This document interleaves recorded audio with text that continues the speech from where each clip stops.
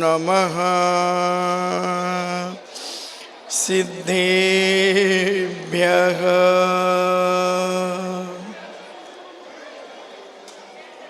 ॐ नमः सिद्धेभ्यः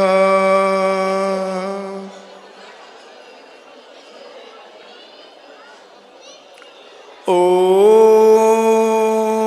नमः सिद्धेभ्यः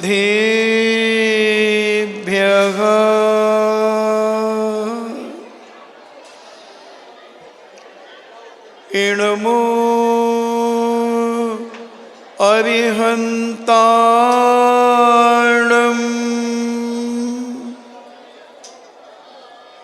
इणमो सिद्धाणम्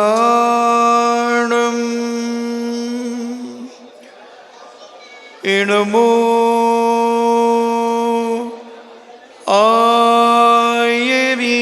आयर्याणम् इणमो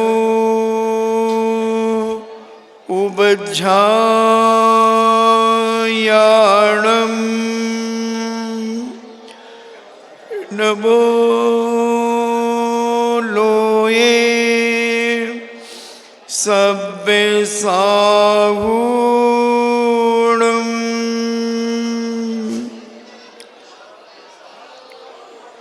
पंच परमेष्टि भगवान की अहिंसामयी बीतराग विश्व धर्म की देवादिदेव 1008 आदि ब्रह्मा आदिश्वर श्री आदिनाथ भगवान की देवादिदेव 1008 श्री अभिनंदन नाथ भगवान की देवादिदेव 1008 चिंतामणि घोर उपसर्ग विजेता श्री पार्श्वनाथ भगवान की देवादिदेव 1008 शासन नायक बाल ब्रह्मचारी भगवान महावीर स्वामी की परम पूजनीय आचार्य श्रोमणि गुरुवर श्री कुंद कुंद महामुनिराज की परम पूजनीय आचार्य श्रोमणि गुरुवर श्री विद्यासागर जी महामुनिराज की परम पूजनीय निर्व्यापक श्रमण मुनि श्री सुधा सागर जी महाराज की पूज्य श्री पूज्य सागर जी महाराज की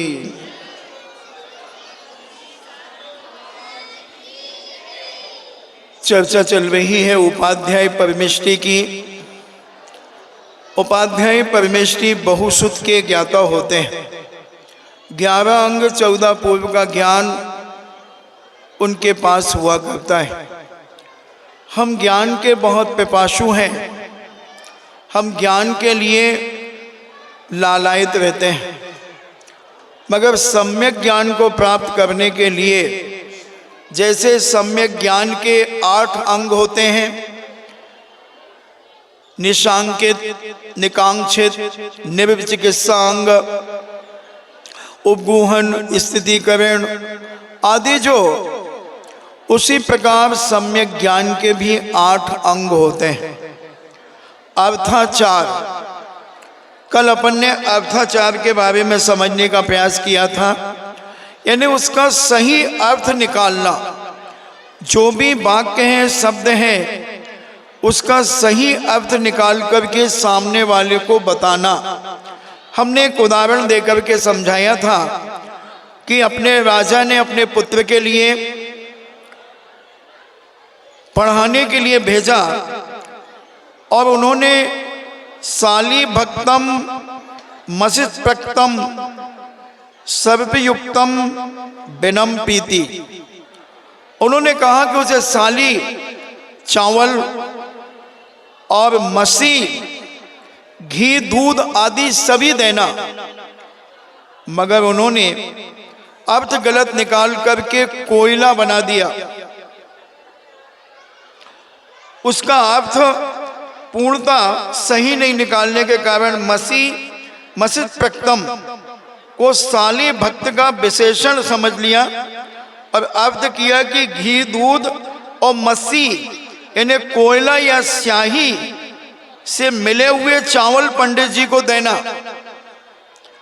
अब ये गलत अर्थ निकल गया, ये अर्थाचार हीन हो गया, अर्थहीन वाक्य हो गया। ये जो उसका अर्थ नहीं निकलता है वह अर्थ निकाल करके बताना वो सम्यक ज्ञान में दोष है, और जैसा उसका अर्थ है वैसा अर्थ निकालना वह समीचीन है।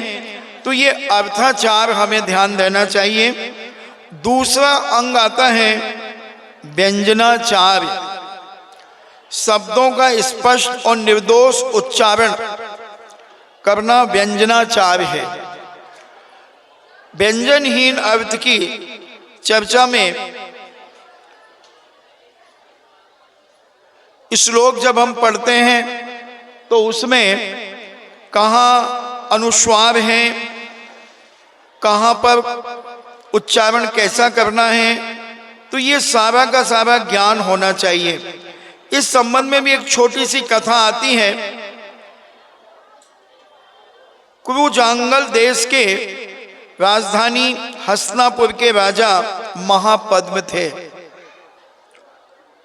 वे बड़े धर्मात्मा और जिनैन भगवान के सच्चे भक्त थे। इनकी रानी का नाम पद्मश्री था। पद्मश्री बड़े सरल स्वभाव की थी, सर्वांग सुंदर थी। जिनैन भगवान की पूजा, दान, व्रत, उपवास आदि के पुण्य के कार्य निरंतर करती चली जाती थी। सुरभ देश के पोदनपुर का राजा सहनाद और महापद्म में कई दिनों से शत्रुता चल रही थी। यानी कुरुजांगल के जो राजा थे महापद्म, उनका और सुरभ देश के पोदनपुर नगर का जो राजा था, दोनों में झगड़ा चल रहा था। इसी मौका पाकर महापद्म ने उस पर चढ़ाई कर दी। पोदनपुर में जब महापद्म ने एक सहस्कूट नाम का प्रसिद्ध जिन मंदिर देखा और मंदिर की 1000 खंभों वाली भव्य विशाल इमारत देखकर महापद्म बड़े खुश हुए।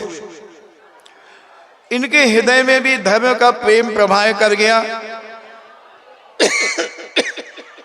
अपने शहर में भी एक ऐसे मंदिर को बनवाने की इच्छा उन्होंने जाहिर की। सहस्कूट जिनालय गया था युद्ध करने के लिए, दुश्मन महाराज से लड़ाई करने के लिए गया था, मगर सहस्कूट जिनालय के दर्शन, यानी सहस्कूट जिनालय को जब बाहर से देखा कि ये विशाल जिनालय 1000 खंभों का इतना विशाल इमारत देखकर महापद्म बड़े खुश हुए। उनके हृदय में धर्म के प्रति आस्था और विश्वास जागृत हो गया और विचार आया कि मैं भी अपने नगर में सहस्कूट जिनालय बनाऊंगा।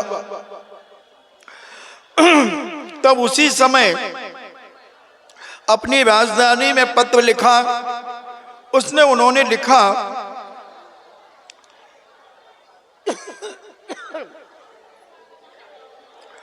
बहुत जल्दी बड़े बड़े 1000 खंबे इकट्ठे करो। पत्र पढ़ने वाले ने खंभों को स्तंभ भी कहते हैं, तो उसने स्तंभ ना पढ़ करके स्तंभ पढ़ लिया। अतः उसने खंबे की जगह 1000 बकरों को इकट्ठा करने के लिए आदेश दे दिया। खंबे इकट्ठे करना था क्योंकि एक विशाल मंदिर बनाना था। पढ़ना जिसको नहीं आता वह व्यक्ति व्यंजन तो उसका सही अर्थ नहीं निकाल पाता है। तो उसने कहा था, महास्तंभ सहस्रस्य कर्तव्य संग्रोध ध्रुवम, 1000 खंभों को जल्दी से जल्दी इकट्ठा करो। मगर उसने स्तंभ की जगह स्तंभ पढ़ लिया। स्तंभ नहीं पढ़ा। तो उसने 1000 बकरों को इकट्ठा करने को कहा और वैसा ही किया गया। तत्काल 1000 बकरे मंगवाए गए और उनका भली प्रकार से रक्षण भी होने लगा।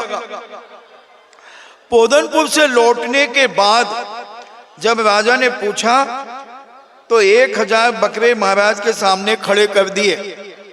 तब राजा को बड़ा क्रोध आया और पत्र पढ़ने वाले को उसकी भूल का दंड दिया गया। उक्त प्रकार का अनर्थ व्यंजनहीन उच्चारण करने से हुआ, इसलिए शुद्ध पढ़ना चाहिए। गलत पढ़ेंगे तो गलत अर्थ निकलेगा और उसका दुरुपयोग हो जाएगा।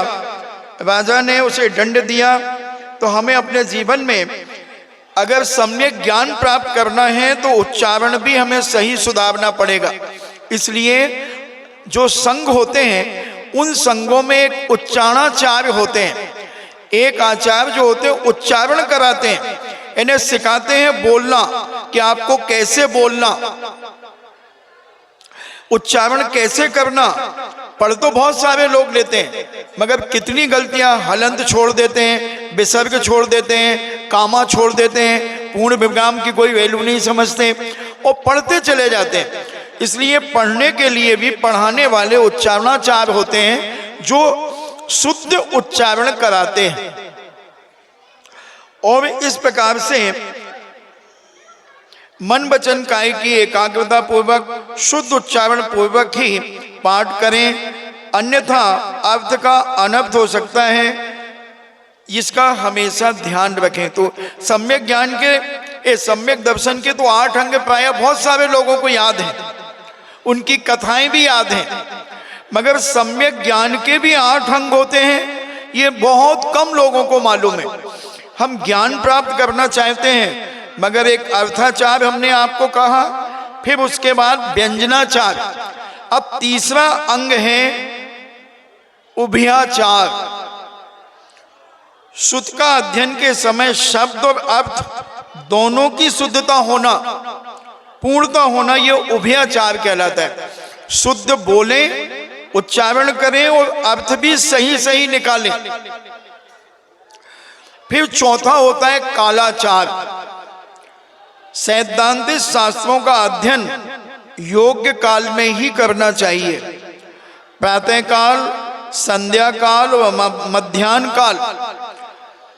इन्हें संध्या काल क्या कहलाता है? जब सूर्य उदय के पहले 24 मिनट पहले और सूर्य अस्त के 24 मिनट पहले, ये संधि काल कहलाता है। सूर्य उदय कितना हुआ उसके 24 मिनट पहले और 24 मिनट बाद का जो काल होता है वो संधि काल कहलाता है। मध्याह्न का काल, उस समय स्वाध्याय नहीं करना चाहिए। शाम के संधि काल में भी स्वाध्याय नहीं करना चाहिए। सूर्य अस्त के 24 मिनट पहले और 24 मिनट बाद, ये 48 मिनट का गैप करना चाहिए। तो ये शाम का संधि काल होता है। मध्याह्न का 2, और जब भूकंप आया गया हो, सूर्य ग्रहण आदि पड़ रहा हो, चंद्र ग्रहण पड़ रहा हो, उल्कापात हो रहा हो, वज्रपात आदि हो रहे हो, उस समय ज्ञान आराधना नहीं करना चाहिए। श्री कुंद स्वामी ने अकाल में स्वाध्याय किया था, जिसका दुष्परिणाम यह हुआ कि उनकी गर्दन टेढ़ी हो गई थी, तो उन्हें वक्र ग्रीवा के नाम से भी जानते थे। इसकी भी कथा इस प्रकार है जो हम आपको बताते हैं। इन्हें अकाल में पढ़ने से कई प्रकार की विकृतियां होती हैं। इन संधि कालों में, इस समय भूकंप आदि में, ग्रहण आदि के समय पर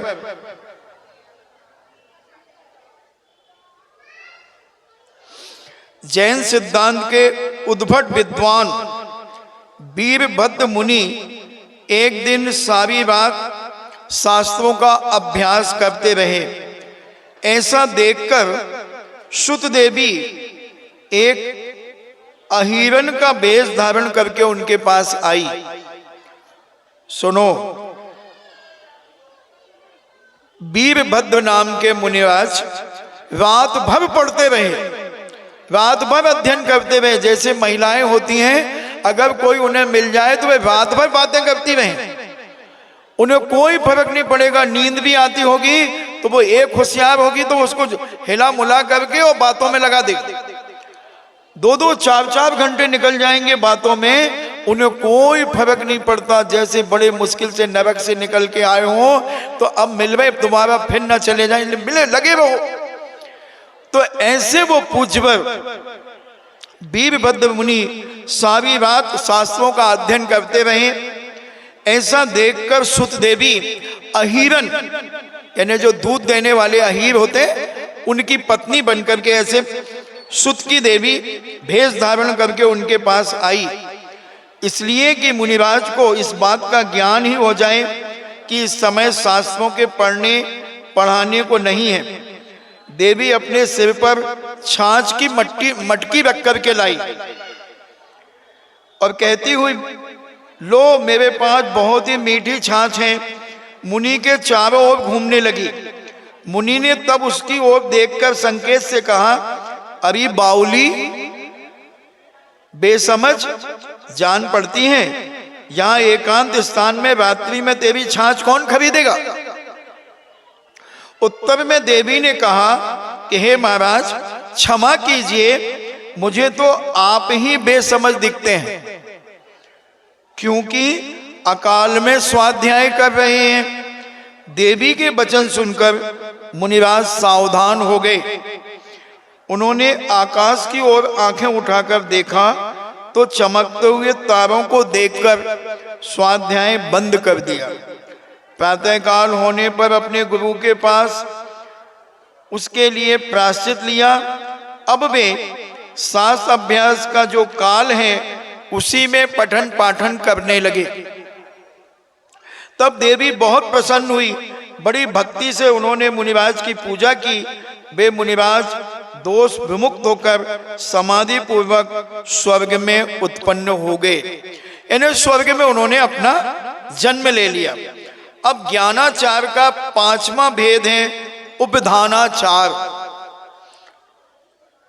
इसका अर्थ है एकाग्रता पूर्वक। ये महिलाएं बैठी रहती ना, प्रवचन भी चल रहा है, किताबें खोल के बैठ जाती हैं, बातें करती रहती हैं, कोई एकाग्रता नहीं। और एकाग्रता से नहीं पढ़ोगे तो आपको कुछ भी समझ में, न प्रवचन समझ में आएंगे, न जो पढ़ा है वो समझ में आएगा, और जो पड़ोसी कह रहा है वो भी समझ में नहीं आएगा। तो पाप का बंध और होगा। तो उपधानाचार एकाग्रता पूर्वक, स्मरण पूर्वक, स्थिरता से अध्ययन करना और किसी एक वस्तु का त्याग करना। जब भी कोई ग्रंथ पढ़ते हैं तो कोई ना कोई किसी वस्तु का त्याग करके ही पढ़ना चाहिए, कि जब तक ये ग्रंथ पूरा नहीं होगा जब तक हम इस वस्तु का त्याग करते हैं।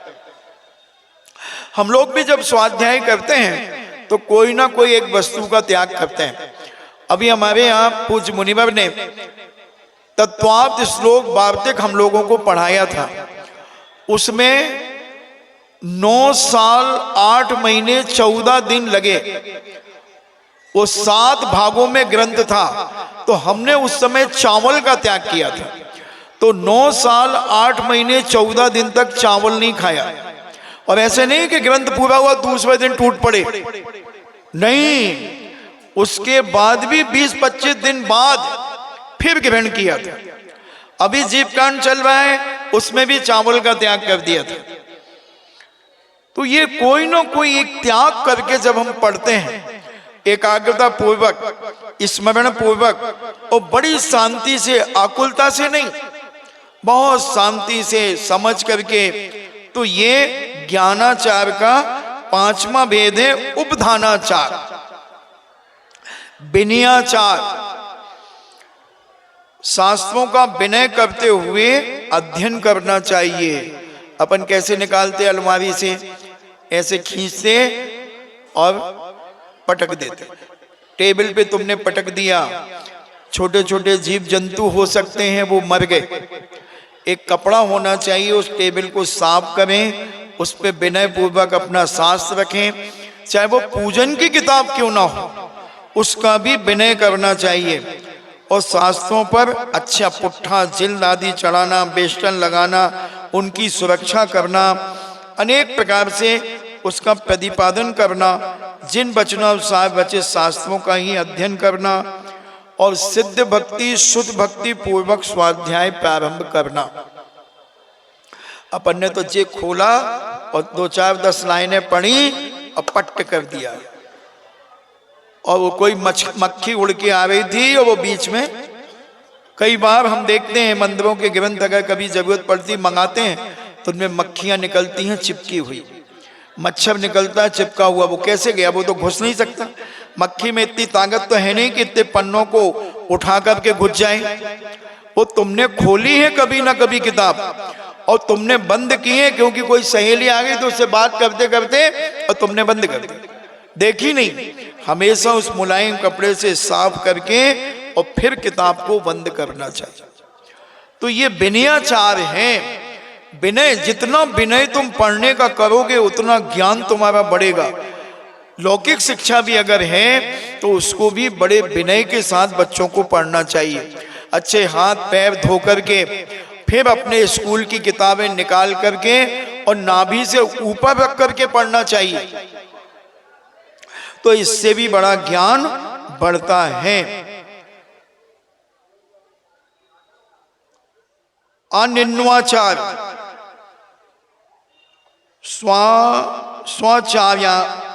स्वचार्यान्य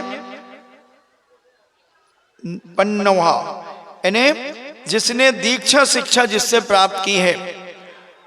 अनिन्वाचार, निन्नो यानी छुपाना, जिससे दीक्षा ली है, ज्ञान प्राप्त किया है, ऐसे आचार उपाध्याय परमेष्ठी के नाम को नहीं छुपाना अनिन्वाचार कहलाता है। और निन्वाचार यानी छुपा देना। एक उदाहरण आता है, दो मुनिराज भगवान महावीर स्वामी के समोशरण में जा रहे थे। एक महाराज जी बड़े तेजस्वी थे, बड़ा तेज था उनके शरीर में, चेहरे में, और बड़े सुंदर थे, ज्ञानवान थे। और उनके साथ में गुरु थे, दोनों गुरु शिष्य जा रहे थे। रास्ते में किसी श्रावक ने पूछा, महाराज आपके गुरु महाराज कौन हैं? उन्होंने कह दिया, भगवान महावीर स्वामी मेरे गुरु हैं। गलत नहीं कहा, भगवान महावीर स्वामी तो अनंत भगवान है, मगर दीक्षा उनसे नहीं ली थी। और उनके गुरु आगे जा रहे थे थोड़े से, और उन्होंने ये नहीं कहा कि मेरे गुरु वो जा रहे, उन्होंने कहा मैं भगवान महावीर स्वामी का शिष्य हूं, भगवान महावीर स्वामी मेरे गुरु हैं, ऐसा कह दिया और चले गए। बहुत सुंदर थे, तेजस्वी थे, ज्ञानवान थे, तपस्वी थे, अलग तेज दिखता था चेहरे का। मगर जब वो व्यक्ति तो रथ में बैठ के जा रहा था, उसने नमोस्तु किया और इतना पूछ लिया कि आपके गुरु कौन है। अब उन्होंने अपने गुरु का नाम छुपा दिया। जब वो महाराज, गुरु महाराज और उनका शिष्य जो दोनों समोशरण में पहुंचे, तो वो महाराज का शरीर ऐसा काला कलूटा हो गया और ऐसा तेज आदि सब समाप्त हो गया, देखने में बड़े भद्दे लगने लगे। और जब समोशरण में बैठे तो वो तो रथ पे गया था, वो पहले पहुंच गया था। उसने देखा कि अरे ये महाराज तो मुझे रास्ते में मिले थे और ये कितने तेजस्वी थे, सारा तेज लावण्य इनका टपक रहा था, और अब ये क्या हो गया। उन्होंने गणधर परमेष्ठी से कहा कि भगवान, ये अभी अभी जो दो महाराज समोशरण में आकर के मुनियों की सभा में जो बैठे हैं, उसमें एक महाराज जो साथ में हैं, वो रास्ते में मुझे दर्शन मैंने उनके किए थे, नमोस्तु किया था, बड़े तेजस्वी थे, लावण्य टपक रहा था पूरे शरीर से, ओज था, मगर अब कैसे मलिन हो गए, ऐसा कैसे हो गया। महाराज ने कहा, इन्होंने अपने गुरु का नाम छुपाया है, उसी का ये दुष्परिणाम है कि इनके शरीर में ये दशा हुई है। बोले महाराज ठीक हो जाएंगे क्या? बोले अगर ये अपने गुरु से उसका प्रायश्चित मांगते हैं और प्रायश्चित पूरा कर लेते हैं तो वो ठीक हो जाएंगे। उनसे कैसे कहें महाराज, उन्हें कैसे बताएं ये बात? वो तो बता रही, दोनों महिलाएं बता रही, माँ कुछ बता रही हैं। हाँ वो बता रही, देखो कितने अच्छे से बता रही। तो कैसे बताएं? महिलाएं होती तो एक दूसरे को सब कुछ बता देती, और मुनि महाराज को कैसे बताया जाए? महाराज ने कहा अकेले में उनसे कह देना, ठीक है। और समूह श्रवण से जब वो दोनों मुनिराज उठे तो गुरु महाराज आगे चलने लगे, शिष्य फिर पीछे चलने लगा, और वो श्रावक उठा, वो श्रावक उठा, वो श्रावक उठ करके मुनिराज के पीछे चल पड़ा, और मुनिराज से कहता है नमोस्तु महाराज जी। महाराज जी आप पहले कैसे थे, अब ये अब क्या हो गया? बोले क्या पता। बोले मैं गंधर्व परमेश्वरी से पूछ के आया हूं महाराज। क्या पूछा तुमने? कि महाराज जी आप इतने तेजस्वी थे तो ऐसे कैसे हो गए? तो उन्होंने कहा कि उन्होंने अपने गुरु का नाम छुपाया है, गुरु का नाम नहीं बताया। आपने दीक्षा भगवान महावीर से ली है क्या? बोले नहीं। तो फिर हमने तो आपसे यही पूछा था कि आपके गुरु कौन है, तो आपको बताना चाहिए था अपने गुरु का नाम। और आपने ये जो छल किया है, जो निन्नव किया है अपने गुरु का नाम छुपा करके, इसलिए आपकी ऐसी स्थिति बनी है महाराज, क्षमा करना, मुझे गंधर्व परमेश्वरी ने बताया है। तो फिर वो पूछते तो मुझे क्या करना चाहिए? बोले आपको ये करना चाहिए, आप अपने गुरु से इस गलती का प्रायश्चित करें, प्रायश्चित करें। उन्होंने गुरु के पास जाकर के निवेदन किया कि महाराज मुझ पापी ने आपका नाम छुपाया, मुझसे कहा पूछा गया था कि तुम्हारे गुरु का नाम क्या है, तो मैंने भगवान महावीर स्वामी कह दिया। महाराज कहते बहुत अच्छे हैं, वो तो अपन सबके गुरु हैं, वो तो अपने जैसे हम लोग कुंद कुंद स्वामी भगवान की जय बोलते हैं, गुरुवर आचार्य कुंद कुंद स्वामी की, तो कुंद कुंद स्वामी गुरु तो हैं, मगर दीक्षा गुरु कौन है? वो आचार्य विद्यासागर जी महाराज हैं। तो ये बताना पड़ेगा। तो तुमने नहीं बताया? हाँ महाराज मैंने छुपा लिया, और मैंने आपका नाम नहीं बताया, और भगवान महावीर स्वामी को गुरु कह दिया। मगर गुरु महाराज कह रहे कोई बात नहीं, ठीक है। बोले नहीं महाराज इसका प्रायश्चित दो मुझे। और जब उन्होंने उसका प्रायश्चित दिया, और वो प्रायश्चित में ध्यान में बैठे, और तत्काल जैसे ही वो ध्यान में बैठे, उनका शरीर जैसे पहले था वैसा ही हो गया। तो ये अनिन्नवाचार, यानी जिससे तुमने ज्ञान प्राप्त किया है, जिसको गुरु बनाया है, उसका नाम छुपाना नहीं। कोई पूछे तुम्हारे गुरु कौन है, तो जो तुम्हारे गुरु हो उनका नाम बताना। तो ये सातवां अनिन्नवाचार। अब बहुमानाचार, बहुमानाचार यानी बहुमान आचार, ज्ञानाचार का ये 8वां भेद है। जिनवाणी को बहुमान प्रदान करना, इन्हें जिनवाणी का सम्मान करना, आदर करना, उनको सिर पे रखना। आपको ध्यान हो, पहले जब स्वाध्याय के लिए जिनवाणी उठाई जाती थी तो जो पंडित जी पढ़ते थे वो कहते थे सावधान, तो सभी लोग हाथ जोड़ करके खड़े हो जाते थे, और वो ग्रंथ सिर के ऊपर रख करके लाते थे, फिर गद्दी के ऊपर उनको स्थापित करते थे, फिर 9 बार नमोकान पढ़ के ओंकारम बिंदु संयुक्तम नित्यम ध्यायन्ति योगिना कामदम मोक्षतम, ये मंगलाचरण करते थे। हम साधुओं के लिए तो कहा सिद्ध भक्ति और आचार भक्ति करो, शुद्ध भक्ति करो, तो फिर स्वाध्याय शुरू करो। तो तुम्हें कम से कम ओंकारम बिंदु वाला मंगलाचरण करके 9 बार नमोकामन पढ़ के फिर ग्रंथ का स्वाध्याय करना चाहिए। ये तुम्हारा विनयाचार कहलाएगा। और बहुमान भी इसी में गर्वित हो जाता है, अपनी नाभि से ऊंचा रख करके विराजमान करना, ये बहुमानाचार है।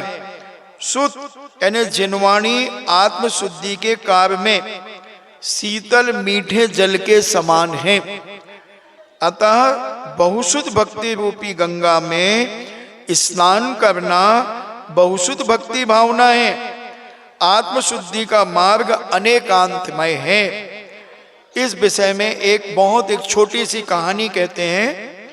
एक प्रसिद्ध विद्वान ने अपना कुल धर्म छोड़कर जैन धर्म स्वीकार कर लिया और शास्त्र का स्वाध्याय करने लगा। जिनैन भगवान के वचनों का औषधि के समान सेवन करने लगा। इस प्रसंग में उनके एक सजाती मित्र ने व्यंग कसते हुए कहा, महोदय, क्या कारण है कि आप अपने श्रेष्ठ धर्म और समाज को छोड़कर अनेकांतवादियों में मिलने जा रहे हैं? विद्वान ने व्यंग का उत्तर व्यंग से देते हुए कहा, क्या करें भाई, आपको समाज में रहते हुए आत्मा पर इतना कचरा इकट्ठा हो गया है, उसे साफ करने के लिए हमने हमारे जैन दर्शन में जो अनेकांत है उसको सप्तभंगी न्याय भी कहते हैं। तो उसने ये कहा था कि तुम अपना धर्म छोड़ करके 7 भंगियों में मिलने जा रहे हो। सप्तभंगी न्याय है, अस्ति नास्ति आदि जो है दर्शन का विषय। तो उसने व्यंग में कहा कि तुम सप्तभंगियों से मिलने जा रहे हो।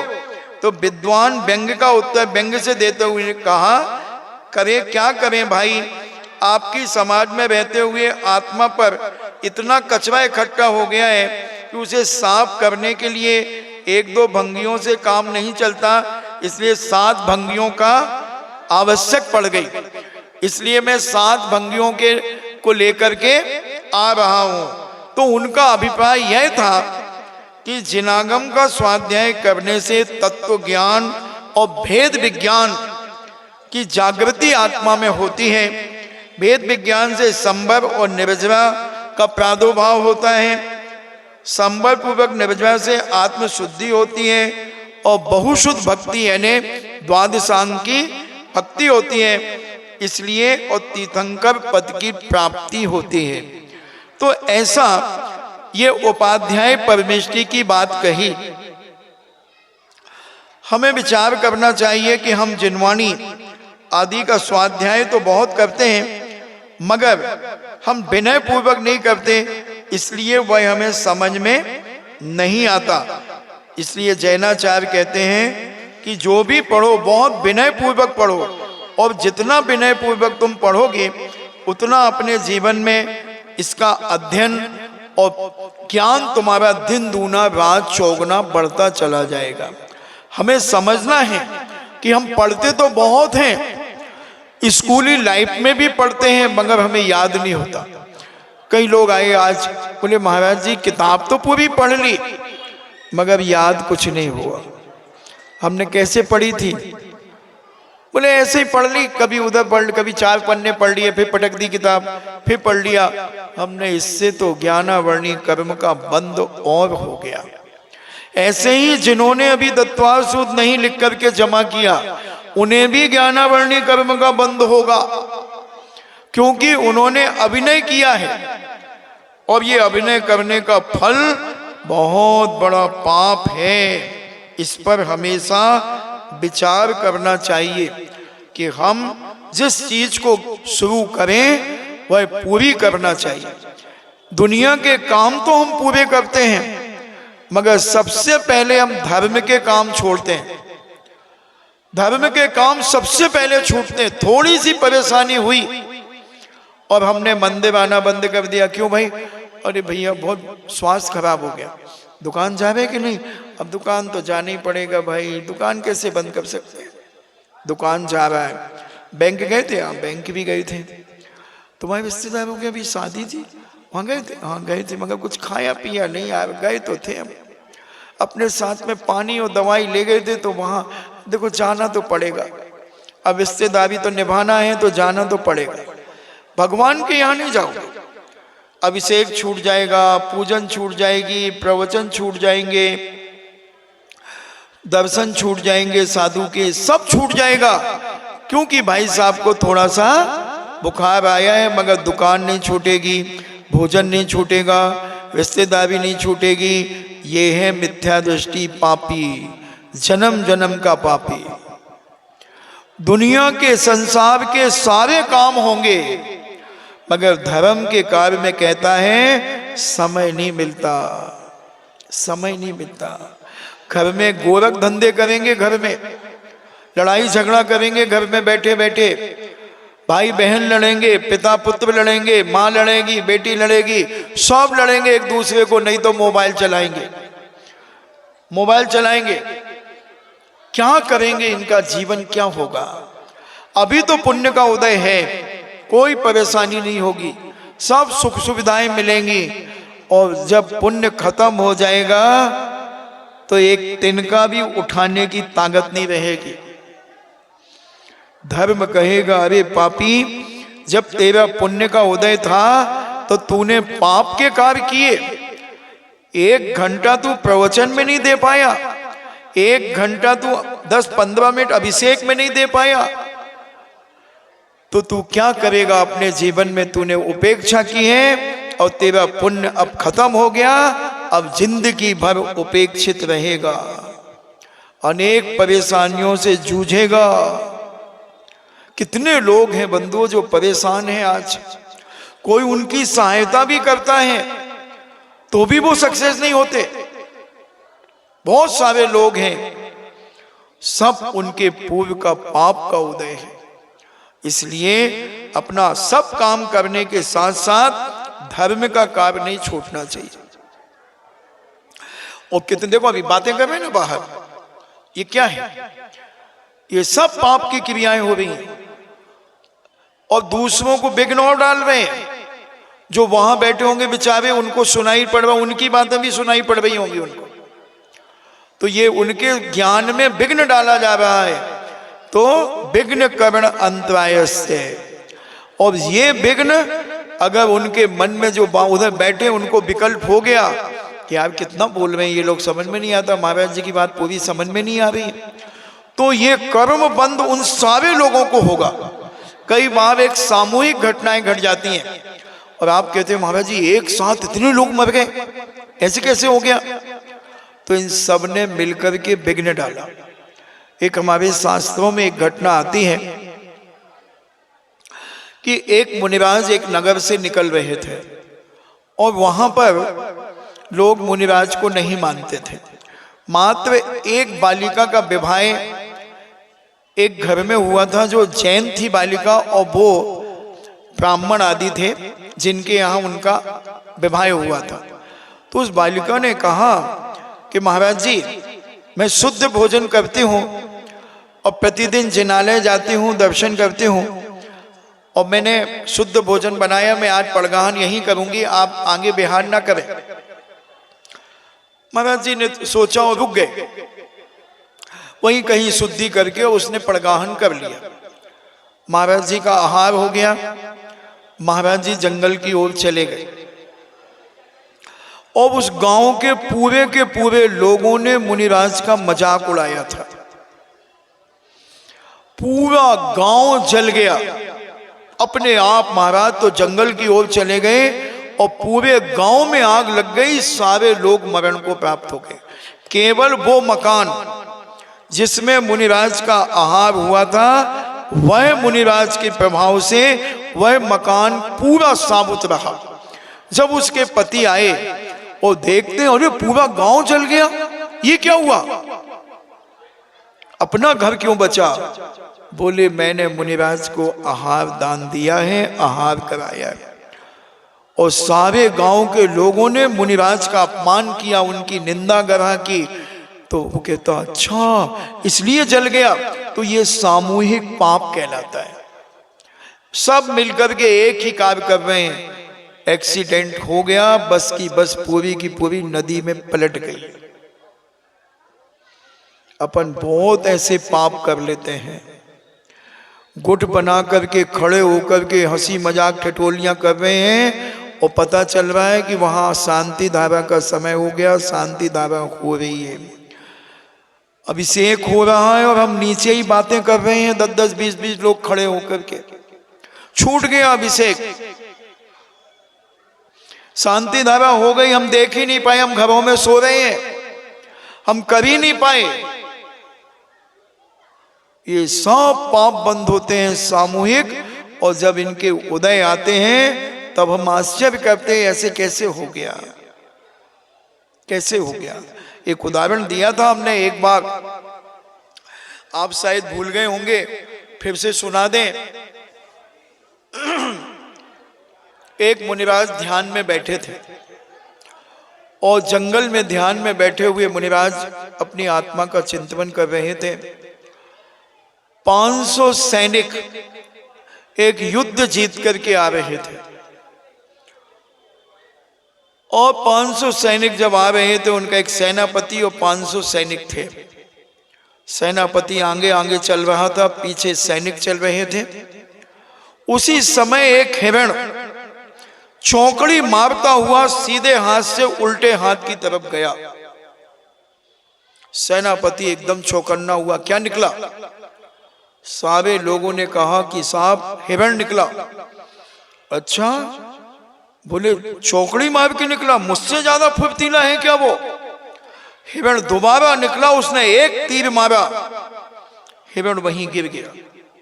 500 सैनिकों ने तालियां बजाई, वाह क्या तीरंदाज हो, और सबने उस सेनापति को शाबाशी दी।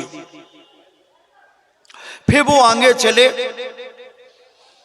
मुनिराज ध्यान में बैठे थे, उनके जूतों की आवाज सुनकर के मुनिराज का ध्यान खुल गया। मुनिराज ने देखा, उन्होंने मुनिराज को हाथ जोड़ा, मुनिराज ने आशीर्वाद दिया। तो वो क्या समझे कि रुक जाओ, वो सब वहीं बैठ गए और महाराज से कहा कि महाराज हमें उपदेश दीजिए। पूज्यवर ने अहिंसा का उपदेश दिया। उपदेश इतना मार्मिक था कि सेनापति सहित 500 सैनिक न दिगंबरी दीक्षा धारण कर ली। 501 मुनिराज हो गए,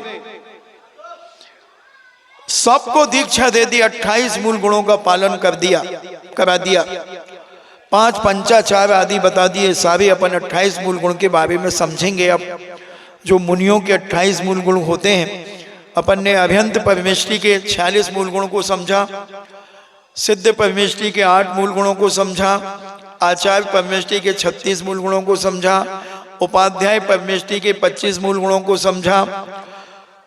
अब आचार्य साधु के जो मुनिराज होते हैं, उनके 28 मूल गुणों की चर्चा अपन कल से करेंगे। तो ये 500 मुनि और उनके जो सेनापति था उन्हें मुख्य कर दिया और 500 का संग यत्र तत्र विचरण करने लगा। इन्हें नगरों में, यहां वहां नगरों में जाकर के अपना ध्यान अध्ययन करने लगे, प्रवचन करने लगे। और जो हिरण मरा था, वह हिरण राजा के रानी के गर्भ में पहुंच गया, क्योंकि जीव को ज्यादा देर नहीं लगती गर्भ में जाने में। ये उंगली हमने घुमाई, देखिए आपको उंगली, इसमें असंख्यात समय हो गए, पलक झपकने में असंख्यात समय हो गए। और 4 समय के पहले पहले जीव गर्भ में पहुंच जाता है। यहां मरण हुआ और 4 इसमें कितने असंख्यात समय हो गए एक उंगली घुमाने में। ये हमने तो 3-4 को घुमा दी एक बार घुमाने में, और इतनी धीरे नहीं, बहुत स्पीड में, उसमें असंख्यात समय हो जाते हैं। तो 4 समय के पहले पहले जीव यहां से उस मां के गर्भ में चला जाता है जहां उसे जन्म लेना है। कई लोग कहते हैं कि आत्मा भटकती है, ये अपनी धारणा निकाल देना। आत्मा कभी भी नहीं भटकती, ये अपनी सोच है। कई लोग कहते हैं एक्सीडेंट हो जाता है महाराज, तो जैसे मान लो किसी 10 साल 15 साल का बच्चा एक्सीडेंट में मर गया, तो मर गया, तो महाराज क्या उसकी उतनी आयु थी? उतनी भी हो सकती है और ज्यादा भी हो सकती है। तो मान लो अगर उसकी 50 साल की थी, वो 15 साल में मर गया, तो 35 साल उसकी आत्मा तो भटकेगी ना महाराज। ऐसा जैनी भी हो सकते हैं जो ऐसा मानते होंगे, मगर जैन दर्शन कहता है आत्मा कभी भी नहीं भटकती। आत्मा के साथ 2 कर्म, कर्माण और तेजस शरीर, ये 2 शरीर उसके साथ रहते हैं। और अब वो महाराज 35 साल की आयु का क्या हुआ फिर? वो 35 साल की आयु कहां जाएगी उनकी? तो उसके लिए हम एक उदाहरण देते हैं। कितने 50 साल की उम्र को ले लें। 50 साल के व्यक्ति का मान लो 15 साल की उम्र में एक्सीडेंट हो गया और वो मर गया। अब तुम्हारे हिसाब से 35 साल तक उसकी आत्मा यत्न तत्व भटकेगी, है ना? भटकेगी कि नहीं? तुम्हारी यही धारणा है। मगर जैनाचार्यों ने कहा कि नहीं, जीव मरते ही 4 समय के पहले पहले जहां उसे जन्म लेना है वो वहां पहुंच जाता है। पेड़ में जन्म लेना है, चींटी में लेना है, कॉकरोच में लेना है, चूहे में लेना है, XYZ कोई में भी, उस माँ के गर्भ में अगर वो अंडज है तो अंडे के उसमें पहुंच जाएगा, गर्भज है तो माँ के गर्भ में पहुंच जाएगा, अगर सम्मोचन है तो फिर जहां उसे जन्म लेना वहां पहुंच जाएगा। मगर जो लौकिक जनों की ऐसी जन धारणा होती है कि आत्मा भटकती है, तो जैन दर्शन उसे स्वीकार नहीं करता। हम उदाहरण देते हैं, 2 मटके हैं आपके पास और दोनों मटकों में 50-50 लीटर पानी भरा हुआ है, यानी 50-50 साल की उम्र एक एक मटके की है। उदाहरण समझ में आ रहा है? और उसमें एक सुई के बराबर दोनों में एक एक छेद है। 1 साल में 1 लीटर पानी उस मटके का निकलता है। समझ में ना? उदाहरण समझ में आ रहा है? आ रहा? एक सुई के समान छेद है दोनों में, और 1 साल में मान लो 1 लीटर पानी कम होता है, यानी 1 साल की उम्र खत्म हो गई। अब 15 साल यानी 15 साल तक उस मटके की पानी निकल गया। और एक ललितपुर के बदमाश लड़के ने 2 मटके थे, दोनों के 15-15 लीटर पानी निकल चुका था, और एक शैतान ने एक लठ मारा एक मटके में, और वो सारा पानी एक साथ नीचे बिखर गया। और दूसरा चल रहा है, दूसरे का तो निकल रहा है 1 साल में 1 लीटर। अब इसके 35 लीटर पानी का क्या हुआ? एक साथ बिखर गया। उसी प्रकार जो 35 साल की उम्र थी उस बच्चे की, उस व्यक्ति की, वो एक साथ उसने ग्रहण कर ली। जैसे ये सारा पानी एक साथ बिखर के खत्म हो गया, ऐसे ही वो 35 साल की उम्र उसके मरने के पहले वहीं उसी समय एक साथ बिखर गया। एक और उदाहरण देता हूं स्पीड का। तुमने खून पसीना पिक्चर देखी होगी। खून पसीने की मिलेगी तो खाएंगे, नहीं तो यारो।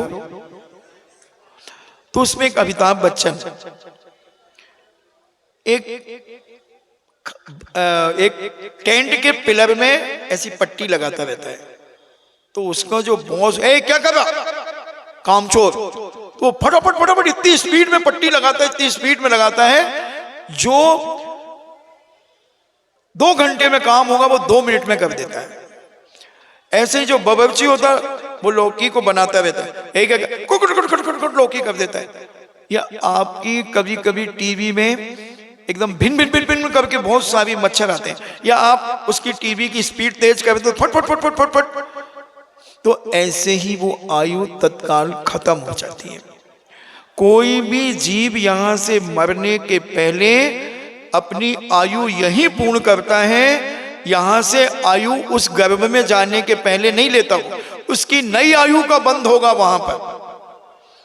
इसलिए कोई आत्मा भटकती नहीं है। तुम्हारी ये धारणाएं निकाल दो बिल्कुल। कई लोग कहते महाराज जी वो भी बाधा हो गई हमारे बच्चे को। क्या हुआ महाराज जी? वो रात को डर जाता है, ऐसा कहता है कि कोई उसकी छाती दबा रहा, उसके ऊपर कोई चढ़ रहा है और बोल नहीं पा रहा। वो बोलता है तो उसकी आवाज नहीं निकलती, घिग्गी बंद हो जाती है। कई घरों में होता है ऐसा, हमारे पास तो खूब केस आते रहते हैं। ऐसा ऐसा हो जाता महाराज जी, वो भी बाधा हो गई उसको। तो मैं कहता हमारे पास भेजो उसे। फिर जब वो आया, अभी कुछ दिन की बात है, वो व्यक्ति आया, मैंने कहा भाई क्या हुआ? बोले महाराज जी कई बार ऐसा हो जाता है कि हम बोलना चाहते बोल नहीं पाते, ऐसा लगता कोई हमारे ऊपर बैठा हुआ हमें दबा रहा है। मैंने कहा हाँ होता तो है। तो महाराज जी कौन सा भूत लगा है, आप उतार दोगे? 5 मिनट लगेंगे भूत को उतारने में। तो बोले महाराज जी क्या है? हमने कहा तुम सीधे सोते हो? बोले हाँ। फिर हमने कहा ऐसे हाथ रख लेते हो? बोले हाँ। तो हमने कहा आप सुनो, तुम जब सीधे सोते हो तो तुम्हारे जो नसें हैं वो खिंच जाती हैं, और तुमने ये हाथ और रख लिए तो खून का सर्कुलेशन और मंद हो गया, और ये मंद होने पर वो दबाव और डाल दिया तो तुम्हारी श्वास में रुकावट आने लगती है और तुम्हें लगता है कि कोई हमें दबा रहा। हमने कहा आज से करवट से सोना और करवट से उठना, उल्टे हाथ की करवट से सोना और फिर सुबह पलट करके सीधे हाथ की करवट से उठना, और फिर हो जाए तो हमें बताना। तो अब कुछ नहीं होता उसको, अब बहुत इत्मीनान से सोता है। कई बार कुछ लोग कहते महाराज जी उड़ते हैं हम, फिरंगी से उड़ते हैं और फिर जाकर के उतर जाते हैं जैसे हेलीकॉप्टर उतरते हैं। ये सब बात पित्त कफ के कारण होते हैं। बात का प्रकोप हो जाता है तो उसमें ऐसा होता है। इसलिए डरो मत, मस्त रहो, और हम अपने जीवन में सामूहिक पाप ना करें। उन्हें करने तो वो बाहर कर रहे हैं। देखो आधा पौन घंटा हो गया उनको कचड़ कचड़ करते हुए। तो ये सामूहिक पाप ऐसे ही बंद होते हैं। तो वो 500 मुनिराज, हाँ वो हिरण का जीव रानी के गर्भ में पहुंच गया। 9 महीने पूरे होकर के उसका जन्म हो गया और वो राजकुमार के रूप में उसने जन्म लिया। 25 साल का जब राजकुमार हो गया तब राजा ने कहा कि बेटा देखो, अपने राज्य में हमेशा साधु संतों का आवागमन रहा है। कभी भी नगर में साधु आएंगे तो वो उनका चौका अपने यहाँ लगा है, इसका हमेशा ध्यान रखना। ये कुल परंपरा से ये सब कुछ अपना चल रहा है, इसको कभी बंद नहीं होना चाहिए। नगर में जब तक साधु संत रहें तो तुम शुद्ध भोजन करने का संकल्प करोगे। हमारे राज दरबार में हमारे पिताजी के पिताजी 5-7 पीढ़ी का इतिहास मुझे याद है कि हमेशा नगर में साधु हैं और शुद्ध भोजन राज दरबार में ना बने, असंभव। बोले ठीक। उस बेटे को उन्होंने अपनी कुल परंपरा को संबोधन दिया और कहा नगर में साधु आते हैं, उनकी आगवानी के लिए जाना, उनका सम्मान करना आदि सब। उसने राजकुमार ने सब कुछ समझ लिया और उनके पिताजी ने मुनि दीक्षा ले ली। अब ये जो 500 सैनिक और सेनापति थे जो मुनि बन गए थे, ये बिहार करते करते उस नगर में पहुंचे जहां वो राजा बन गया था, हिरण का जीव। समझ में आ रहा है ना। हिरण का जीव जो राजा बन गया था और नगर में पता चला कि मुनिराज आ रहे हैं, सारा नगर दुल्हन सा सजा दिया, जैसे ललितपुर सज रहा है। ललितपुर सज रहा है, ऐसे बड़े बड़े सेठ साहूकारों ने राजाओं की तरफ से पूरा नगर, क्योंकि नगर में दिगंबर साधुओं का आगमन हो रहा। और कितने साधु? 500 साधु, और उनके मुखिया एक, 501 साधु नगर में। सारे सेठ साहूकार आगमनी की तैयारी करने लगे। राजा, सेठ, साहूकार, व्यापारी सब बड़े बड़े, और नन्हे मुन्ने बच्चे तो पहले ही दौड़ गए झंडे ले लेकर के, 2-2, 5-5 किलोमीटर दूर चले गए और जयकारे लगा रहे हैं, जब तक सूरज चांद रहेगा मुनियों का सम्मान रहेगा। राग में न देश में दिगंबर भेष में, विश्वास दिगंबर भेष में अनेक अनेक प्रकार के नारे लगा रहे हैं। आचार्य महाराज की लहरों से अपने कर्मों को धो लो, खूब नारे लगा रहे हैं। और नगर के सेठ साहूकार भी आगवानी करने के लिए जा रहे हैं। और राजा ने जैसे ही मुनिराज को देखा, मंत्री की तरफ देखता और कहता, इनको घानी में पेल दो। किसको? 500 मुनियों को घानी में पेल दो। मंत्री कहता, राजन, आपके परिवार में मुनियों का आदर सम्मान 7वीं पीढ़ी से हो रहा है। क्या बात कर रहे हो? मंत्री, राज आज्ञा का उल्लंघन करना मृत्युदंड है, जानते हो? और राजा लौट गया। सेठ कह रहे हैं, महाराज महाराज क्या हुआ? राजा साहब कुछ नहीं हुआ। और जाकर के राजा कोप गृह में चला गया। मंत्री ने 500 मुनियों को घानी में पेल दिया। घानी जानते? घानी नहीं जानते? तेल निकालने की जो घानी होती है, कोई बात नहीं, गन्ने की चक्री देखी तुमने? गन्ने का रस निकालने वाली चक्री देखी ना? बस, तो वो ठेले में कसी होती है और वो जमीन में फिट होती है। तो वो ऐसे उसके जो गन्ने के रस वालों के उसके पाइप जो है ऊपर नीचे होते हैं, अब इसको यूं खड़ी कर दी जाती है। तो ये पिलर ऐसे हो गए उसके, और उसमें सरसों आदि, तिल्ली आदि डाल करके पेला जाता है, बैल उसको चलाता है, तो वो निकलता है तेल। अब तो मशीनें चलने लगी, कोलू भी उन्हें कहते हैं एक प्रकार से। तो वो घानी में पेल दिए गए 501 मुनियों को।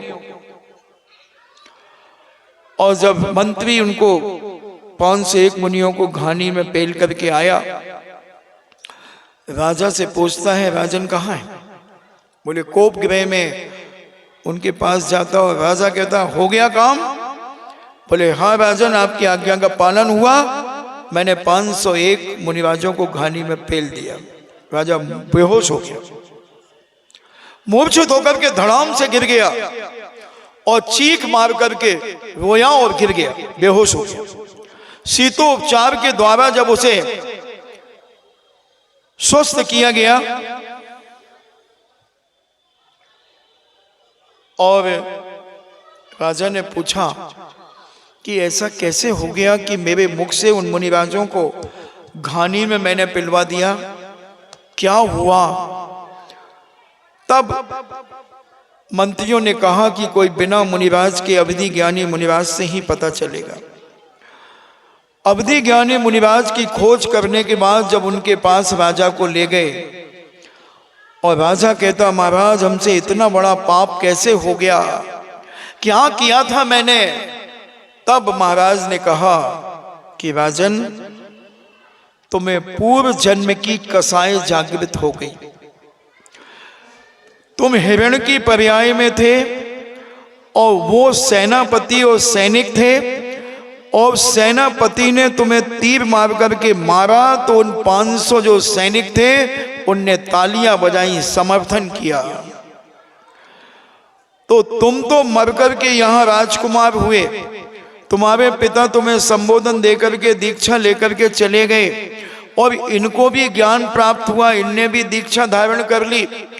मगर इन्हें देख करके तुम्हारी पूर्व कसाएं जागृत हो गई तो तुमने इन्हें 500 मुनियों को घानी में पिलवा दिया। महाराज मैंने इतना बड़ा पाप किया, अब ये पाप कैसे धुलेगा? तो महाराज ने कहा धुलेगा तो एक ही तरीके से, सबको क्षमा करो। उन्होंने कहा बस दीक्षाम देहि, और उस राजा ने भी दीक्षा ले ली और अपने कल्याण कर लिया। तो कर्म हम सामूहिक करते हैं तो सगे बनकर के भी बदला लिया जाता है। इसलिए डरो मत, सामने वाला हावी है तो तुम हाथ जोड़ करके अपना जीवन निकालते रहो। अगर तुमने प्रतिकार किया तो और नए कर्म बंधेंगे, और नए कर्म बंधेंगे। तो मुनिराज ने उस राजा से यही किया कि तुमने वो बदला लिया, अब तुम बिल्कुल शांत हो जाओ, अब अपने परिणाम को निर्मल रखो। अब उन्होंने मुनि दीक्षा ले ली। ऐसे ही अगर आपके जीवन में कहीं क्रोध, किसी के प्रति लड़ाई झगड़े होते हो तो आप अपने तरफ से उसे माफ कर दो। निश्चित पूर्व जन्म का वो बैरी है और सगा बनकर के तुम्हारे घर में आया है।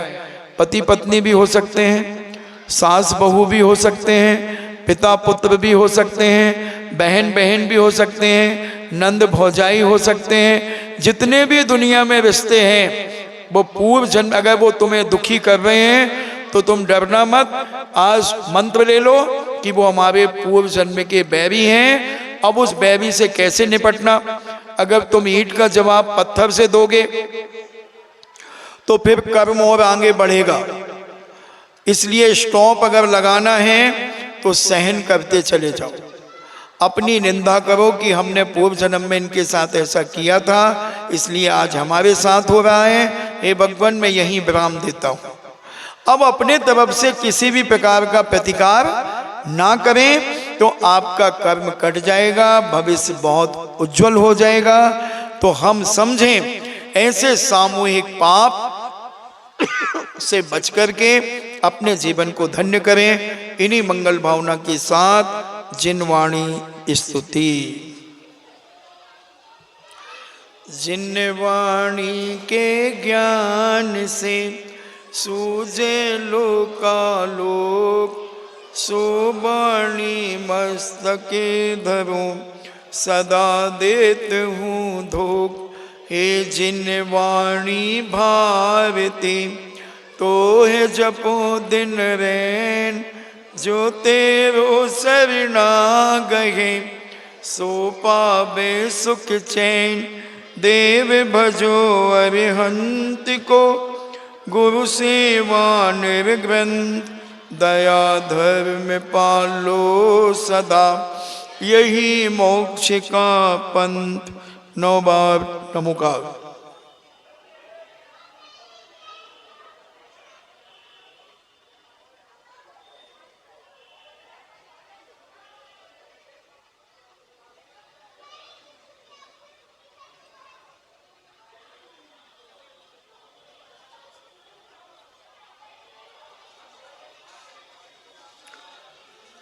परम पूजनी द्वादशांग जिनवाणी माता की।